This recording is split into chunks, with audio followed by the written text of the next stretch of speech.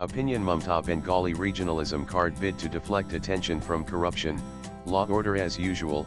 The ruling party of West Bengal, Trinamool Congress, held its annual Mega Martyrs Day rally in Kolkata on July 21st. This rally is held to commemorate the police firing on the protest organized by the Youth Congress in 1993.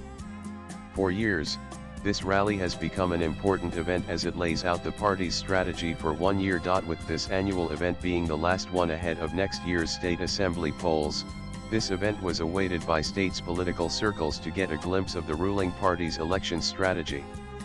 And as expected, Party Supremo and also state's Chief Minister Mamata Banerjee charted out the party's strategy for the upcoming assembly elections in the mega rally. And during her speech, Mamata made it clear that she is going to bank on the card of Bengali regionalism to counter the main opposition Bharatiya Janata Party BJP. Instead of playing the usual pro-Muslim card in the name of holding the flag of secularism high in the state, this time she has relied on playing the Bengali card by portraying the detention of illegal Bangladeshi migrants in the BJP-ruled states as attacks on the Bengali identity and drawing a conclusion by terming the Saffron Party as an anti-Bengali party. She also tried to motivate her party workers and supporters by calling them that her struggle won't end until and unless the BJP is removed from the center. It has to be mentioned that this isn't the first time that Mamata has invoked Bengali regionalism to gain electoral benefits. She had successfully done that in the last assembly polls, where she was able to defend her throne by portraying the Saffron Party as a Bohiragoto foreigner to the Bengali culture, and this strategy paid well with the TMC returning to power for the third time by getting a two-thirds majority. And whatever spin the TMC and its ecosystem comprising a section of intellectuals, journalists, and political commentators of the state may give, the fact is that there has been an unemployment crisis in the state under TMC rule.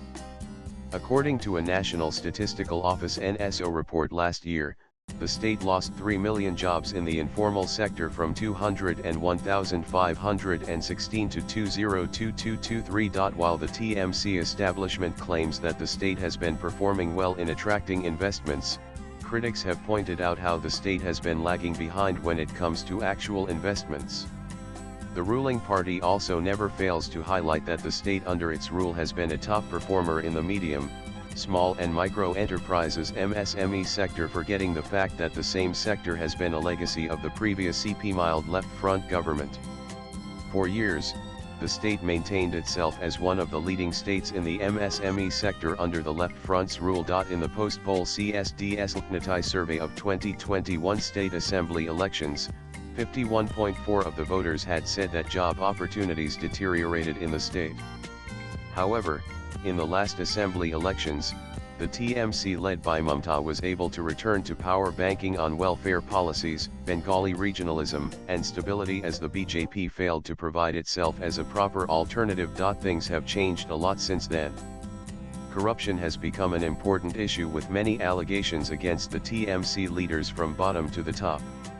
That corruption has penetrated widely into the administration under the TMC rule got credibility when the Supreme Court annulled over 25,000 teachers and non-teachers recruited through the School Service Commission SSC, calling the selection process tainted.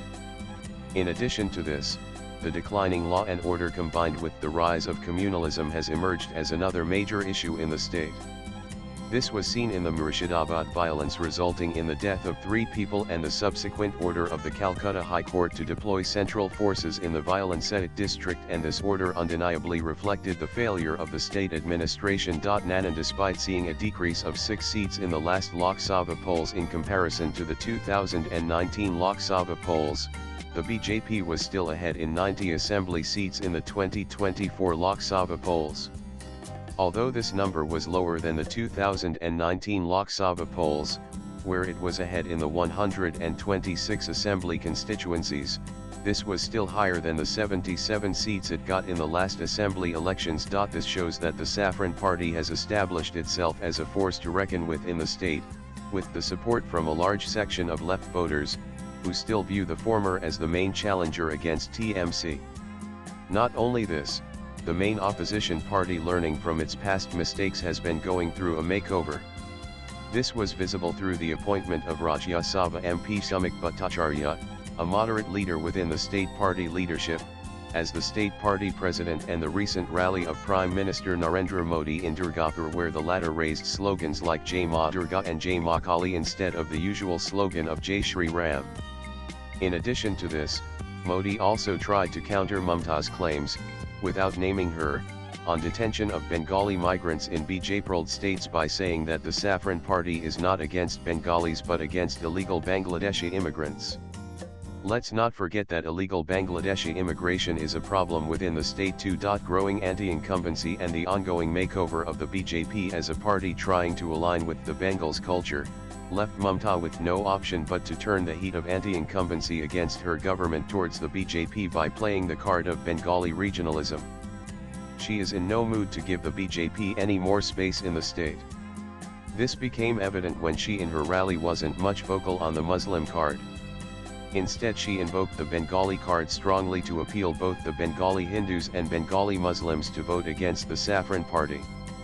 This also shows her attempt to deny the BJP a chance to polarize the majority Hindus against the TMC. Swipe left for next video. Apart from this, she also knows that she would be fighting a tougher battle next year, as 15 years of anti-incumbency is definitely not a joke and welfare schemes can't always be the guarantor of victory, as evident from the defeats of Bharatiya Rashtra Samiti BRS in Telangana and Aam Aadmi Party AAP in Delhi. The author is a political commentator.